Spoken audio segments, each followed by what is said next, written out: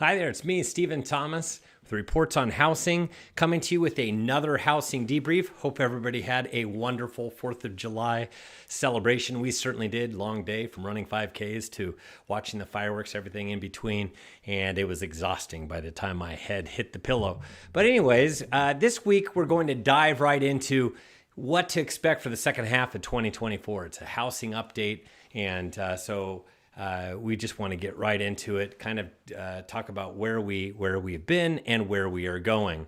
So we have to start off with mortgage rates because there's a big update as far as mortgage rates are concerned. I'm recording this on July 11th, Thursday, and a major data point just dropped today. That was very important. Has a lot to do with interest rates.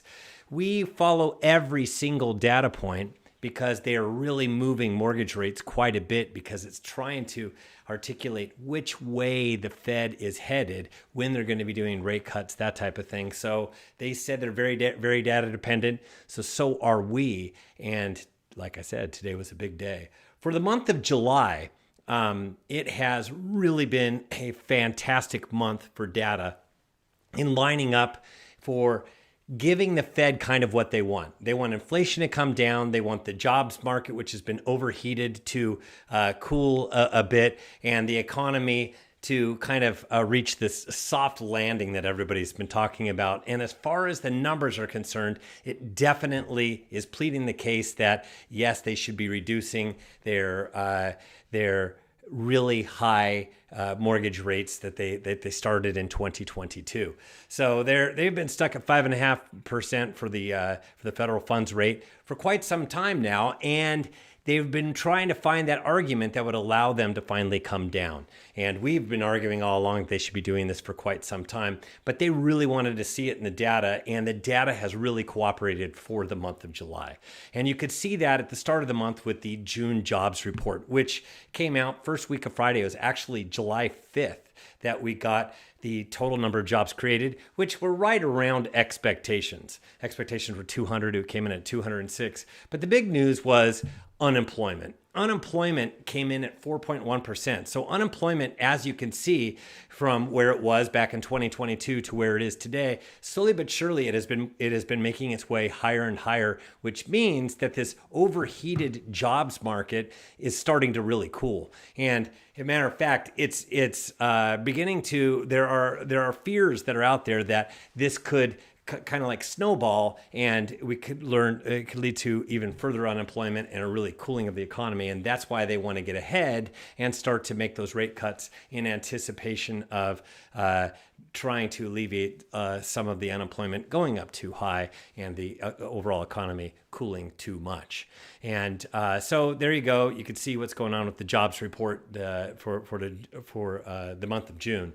And then we have the Consumer Price Index, CPI, just an inflation read that actually came out today. This has a big, giant piece of it is shelter, and the shelter component of owner equivalent rent is a little bit out of whack. So this has been a little bit higher than their preferred, than the Federal Reserve's preferred inflation gauge, which is called Personal Consumption Expenditures Index, PCE. This is CPI.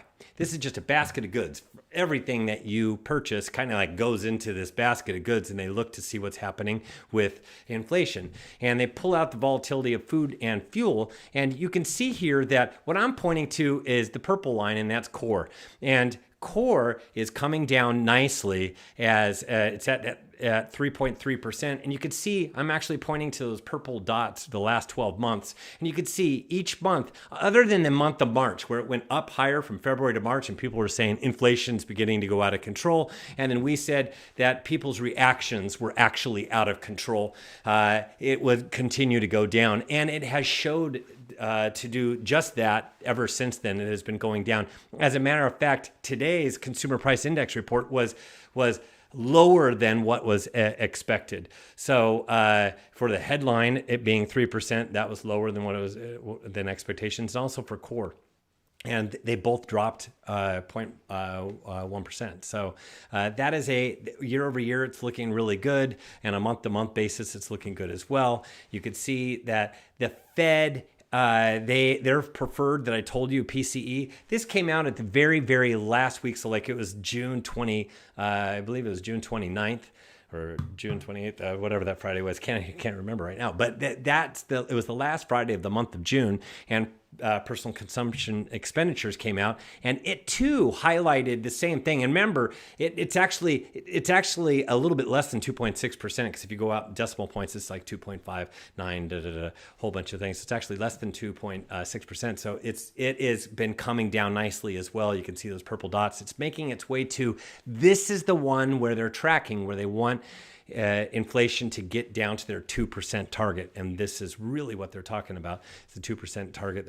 Their preferred inflation gauge is PCE, and this is looking great. As a matter of fact, it's looking so good that they need to really watch that this thing can really get down to 2% faster than what a lot of people had first anticipated, and we can have a labor market that slows too much, and then they can be more reactionary in finally doing rate cuts, and that's what I think that they want to try to avoid. So rate cuts are coming back into the picture, and I'd prefer that at the very end of this month of July that they did their first rate cut. They're kind of orchestrating the pathway for that, but there's not a whole lot of data that comes out prior to them making that move as to what they're going to do at the end of the month of July. That the next time they meet is not skips over August until September. And that is where everybody thinks that they're going to go. There's about an 85% chance right now that there's going to be a quarter point rate cut in the month of September. And we have a lot of data that will come before that date.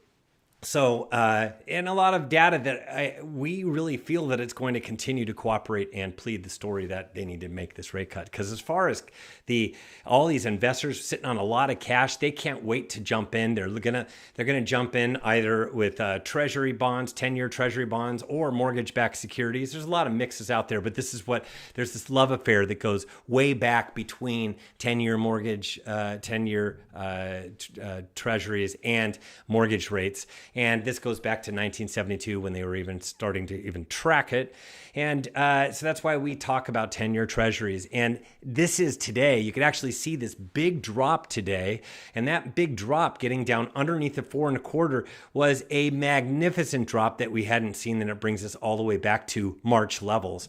And so we had this big drop, and that was because of the CPI print that came out today. And as a result, we have interest rates now that are well below 7% for the first time in a long time, since it's actually at its lowest level, if I draw a line across, to March 8th.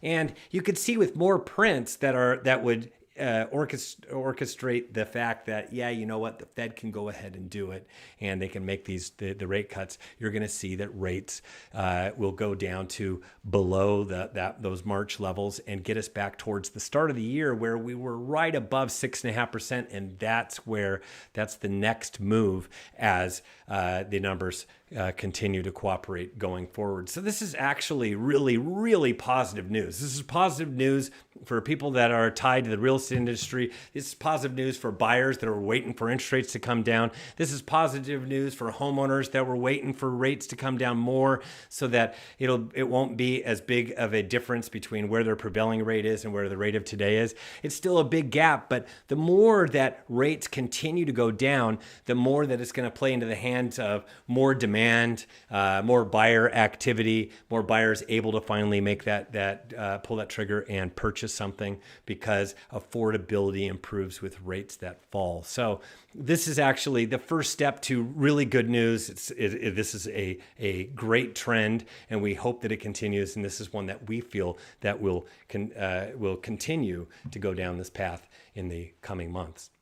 So let's talk about the housing market. But first, I would like to thank our sponsor. Of course, it's Jason Thibodeau with JMJ Financial. Thank you, Jason, for your sponsorship. He is absolutely top-notch, knows the game inside and out as far as mortgages are concerned. If I have a really solid question that I don't know the answer to on the mortgage side of things, I will turn to Jason. And you can reach Jason at 714-330-8263. That's 714-330-8263. And he has a podcast that he does along with Matthew Morrell. So Jason Thibodeau and Matthew Morrell started a podcast at the beginning of this this year, and it's called the Mordeaux Mortgage Podcast. And they are mortgage loan officers. You know what? They have tons of experience, and what their focus is just they want to lead with a heavy emphasis on providing meaningful education and value to the consumer and real estate professional alike. And because the industry has a tendency to be very transactional and salesy, and they're determined to help change that with their approach. And their approach is relationship and integrity first. As they found, the business always follows from there. So they want to knock it out of the park, and they know that it will attract customers. So Jason Thibodeau from JMJ Financial, lean into these professionals that we have on this broadcast because they are top of the top. Jason Thibodeau, JMJ Financial, 714-330-8263. That's 714-330-8263. And thank you, Jason, for your continued sponsorship. Now, back to the housing market and how it's unfolding. Boy, I'm telling you, it is this summer market. And the summer market is all about when supply typically rises and demand slowly falls. That we typically demand peaks during the spring, yet people mistaken summer as the best time of the year to come on the market, and that's not necessarily true. Most people, and especially families, like to transact over the summer months when it's a little bit more laid back, and especially in between the school years, they like to go ahead and close on a home during the summer month. That means finding a home during the spring that closes during the summer after they do all of their due diligence. So the later you wait in summer as a seller, the more that you're going to be looking at diminished demand compared to earlier in the year during the springtime. So that's kind of what happens during summer. Now let's talk about the housing inventory, and this is across the United States. We're about 1,280,000 homes across the United States. And if you squint, you can see how this is this year. Each one of these Himalayas is a year because this goes all the way back to 1982. And you can see the rise this year. It exceeds where we were last year in 2023 and is rivaling 2022 numbers where we are at right now. So you could see that, we might get more homes on the market than 2022, and it might even dial back towards 2020, towards the end of the year. However, we're still not quite where we were prior to COVID. Because if I draw this, what we're dealing with is supply scarcity, even with 1,280,000 homes on the market. You could see that looking backwards in time, that prior to COVID, numbers were a lot higher as far as the overall inventory. So we still have a lack of inventory, a supply scarcity that was developing from 2012 all the way to right before the COVID started in 2020. Matter of fact, 2020 had the least number of homes to start off the year in January, dating all the way back to 1982. So there's really a scarcity of homes that are out there compared to the supply glut that developed prior to the Great Recession as early as 2006. We could see it coming like a freight train because you know what? There are a lot of clues along the way when you're following real estate data. It's not instantaneous. This is not Wall Street. These are not stocks and bonds that all of a sudden you see a giant mass accumulation and demand falling completely off a cliff. You can actually see everything develop over time. And as far as inventory is concerned, I'm going to show you some Southern California statistics. You could see where we're at. This goes back to 2012. So yes, not quite totally to 2022 levels, the heights of 2022, but we have had a lot of inventory gain this year. So, and you can see that in Bay Area too. This doesn't go back quite as far. It goes back to 2021 when we started doing it, and each one of those Himalayas is a year, and you can see a lot accumulating very close to the tops of 2022 years, and that's kind of where things are sitting right now. But the number of homes coming on the market is kind of slowing down a little bit from week to week prior to where it's been over like the last month. It's grown quite a bit. And this is Maricopa. This is Phoenix. You can see that not quite to 2022 heights, but definitely it exceeds where we were in 2021, and it's continuing. 2023, and it's continuing to grow, but it's kind of like plateauing a little bit. This is Phoenix because it's the summer months. Then you have, as far as the year over year, this is Southern California active inventory. And you can actually see that blue line was last year. That's 2023. And so there are more homes than last year. This year, we started off with a certain number of homes, and it's been growing ever since. Last year, it started off at a certain level and continued to fall until it bottomed out near May and then started to grow from there. And that's not typical. This is a little bit more typical, but we haven't had a typical year for a super long time. You have to dial back for many, many years. And so we are getting more inventory as the year progresses. And Southern California active inventory, here we are at, last year we were at 19,796. This year we're at 28,660. That's 45% more this year than last year. Bay Area is was at 6296 last year, 9141 this year, 45% more. Clark County, which is Vegas, that's another area that we serve, 4696 last year, 5863 this year, up 25%. And Maricopa, which is Phoenix, was at 8247 last year, 13,318 this year, that's up 61%. And so this is where we think that things are going to go. Now, it looks like inventory is kind of like reaching a threshold of peak, but we still think that there's a little bit more juice. And as far as most markets are concerned, the peak typically happens during the summertime between the middle of July all the way to the end of August. Now, there are other markets in the U.S. that wait until about the third week of September before you hit a peak. And if you're in areas like Clark County, Vegas, or Phoenix, and this is true for the Coachella Valley, the Palm Springs area, it's a lot of these areas that actually feel that the snowbirds will come in and move in. There seems to be an accumulation of inventory, and they oftentimes get later in the year, peaks in like October, maybe even November. And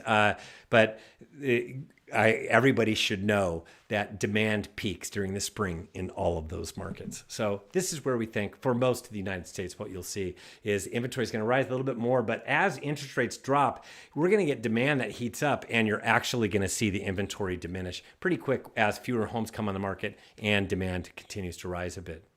So we have low supply and low demand. And low demand, this is the United States pending home sales index. And you can see each one of these Himalayas is a year. And I'm pointing to 2024, already peaked in March of 2024. And you could see the other Himalaya is 2023. So while it looks like there are actually fewer pending sales than this year than last year, there's actually in most of the markets that we're tracking a few more closed sales than in 2024. So in 2023. So year over year, it's up slightly, but we anticipate as we get the interest rates to come down a little bit, year over year differences are going to be different, and we're actually going to be doing more pending sales and more closed sales the second half of 2024. We haven't had a good second half of the year for several years. The last time being 2021 was a decent year where the last couple of years have been the start of the year, interest rates were lower and rates rose towards the end of the year, and they were a lot higher at the end of the year. That happened in 2022 and in 2023. So this year is going to be a bit different. And you can see if I draw a line across, very, very low as far as where the overall inventory of pending sales are compared to prior years. And that just helps illustrate how slow the activity is as far as pending sales. So we have low inventory matched up against low pending sales. And that will change as interest rates fall down the road. And you have Southern California demand, same thing, Himalaya 2024 versus 2023, looking very, very similar. It's just not going to be as sharp of a drop-off for the second half of 2024 this year. Because 2023 it did, because we got 8% interest rates by the time we hit October. If I draw a line across, you can see it's very, very similar to where we were back in last year at this time. And Southern California demand, this is showing you year over year, and you got to squint. I mean, it looks almost like a mirror image of last year. So it's across all Southern California markets. Some markets have more closed sales than last year. Some have a little bit less, but overall it's very, very similar.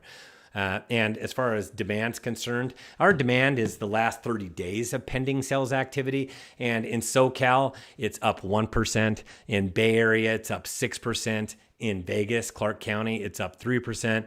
And in Maricopa, Phoenix, it's actually down 4%. So very, very similar, like I said, to the prior year. And even though Maricopa is down 4%, there have been weeks where it's been higher than last year. So it's kind of washing out, and it's very, very similar closed sales numbers. And for the rest of the year, we actually think that as interest rates drop and we get this little bump in September with rates that continue to fall and the Fed finally pulling the trigger, that we'll get this little bump in demand and there will be more pending sales. So that will fuel this bump in demand that we're isolating here on this chart. And so what's the speed of the market? How fast is the market moving? Well, it's a lot slower than where we were during COVID. And COVID is down in the middle where there's that big valley. And but this is 2024. It's topping out. It's not quite as slow as where 2023 got to. But year over year, we're actually slower in all markets at this point compared to last year. And you could see it in Southern California. That green line is the 3-year average prior to COVID. So as far as how the speed of the market is, it feels like very similar to a little bit slower than 2017, 18, and 19. But you have to pick your market. Each market's a bit different across the United States. You have to know your metros, and that's why we have individual housing reports for all the counties that we cover throughout SoCal, Ventura, all the Bay Area, Phoenix, and Vegas. And you could see last year's the blue line, so it's slower than it was last year. And if you look at it, SoCal's at 55 days last year, 78 this year. Bay Area, 50 days last year, 69 this year. Vegas, Clark, 57 days last year, 70 days this year. Maricopa, Phoenix, 51 days last year, 85 days this year. You understand it. It's slower this year compared to last year, so you better not be expecting the market of last year or earlier this year in spring. You have to go with where the market's at today. It's not instantaneous. You got to be pricing it right until we get more demand with falling rates. And as far as the number of homes coming on the market, there are more homes, that's the purple line, compared to the blue line last year. Purple line this year versus blue line last year, it is up 17% compared to last year. There are almost 15,000 extra homes in SoCal. And this is true across the United States. It's just different percentages. There are more homes that came on the market this year compared to last year, but it still trails where we were prior to COVID. So there aren't a lot of homes coming on the market. There is very little demand because of where rates have been until now. And the very little demand, these extra homes that are coming on the market are actually adding to the inventory, which is why we're getting more inventory, and inventories are gaining because we have more homeowners that are participating. So when you have more homeowners that are participating, hey, you know what? If you have the same amount of demand year over year, but you have more homes coming on the market, they're going to accumulate and inventories are going to rise. And that's exactly what's been happening across the United States. Something I wanted to bring up, this is courtesy of Altos Research, and you can actually see the number of price reductions across the United States is at its highest level in many years. It's at 38% right now of all homes on the market have reduced their asking price at least once. So that just illustrates that you have to be very, very careful in pricing. That a lot of this does not mean that values are falling. This actually is an indicator that a lot of sellers have been overzealous in their pricing, and they have to get pricing right. Pricing is extremely important to get right out of the chute. Otherwise, you're going to have to reduce the asking price. What happened in 2021 and the first half of 2022 and the second half of the COVID year of 2020 is actually we had inventories were so low and demand was through the roof that nobody was reducing the asking price. But this year is completely different. You really have to be careful on pricing. And as far as looking at all the data and where we are headed based upon everything, we've kind of talked about it before. I gave it like a 50% chance. It was like 45%, what we call it 47.5%, 47.5%. It was either we were going to see the slowdown in the numbers and inflation finally coming into check in either the spring or the summer, 47.5 equally. So you could split 95% chance. And it didn't happen in spring, so it's really looking like summer, and all the numbers are starting to show that. We gave it a 5% chance that it wouldn't happen until autumn, but it's now looking like it is summer because we're already seeing it in the numbers. We're already hearing all of the pushback on, hey, Fed, you've done too much. You need to start to cut the rates. So with that happening, we will see that the inventory numbers might be more homes that come on the market as a result, but not a ton, because we're going into the second half of the year where fewer homes start coming on the market when we get to the second half, August on. And demand will increase. So we will get a lot more demand as soon as we'll get more demand now that rates are below 7%. We'll get more demand now that rates are below 7%. And the further they go lower, the more demand we'll get, and it'll accelerate. As a matter of fact, demand will increase and outpace the number of homes coming on the market, which is just a recipe for the inventory depleting and the market heating up as demand rises. So we can expect market times to drop down the road. So be careful with where you're at. If you're a buyer and you're waiting for something to happen, what I've just illustrated is actually a busier market down the road. If you're a seller, what I've illustrated is right now it's not here yet. So you have to be very, very careful in pricing. And if I was a buyer and I was ready to pull the trigger and I had all the money in the bank, I would do it whenever I could, like right now type of thing. And I've talked about that before as well. And I don't have my pom-poms out. I'm just reading all the tea leaves, telling you the way things are going to unfold going from here. So go to reportsonhousing.com for a lot more information. And the most recent report that came out is called Subdued Summer. It's come all the way across the coastal Southern California. It's now going to be hitting the Inland Empire, Phoenix, Vegas, as well as the Bay Area. We'll get this next week, called Subdued Summer. And if you'd like 2 free months, that's right, 2 free months. We rarely do it, but if you utilize the coupon code SUMMER, you will actually get 2 free months for one of our housing reports. So I would like to thank you for tuning in. A little bit lengthier than normal, but hey, you know what? We had a lot to go over because kind of wanted to go over where we were the first half, kind of where we're going to go for the second half. And I hope this has been helpful. If you have any questions, put them in the comments below. We will be more than happy to address them in a future either housing debrief or podcast. Thank you for tuning in. Hope you have a great finish to your week, and we will see you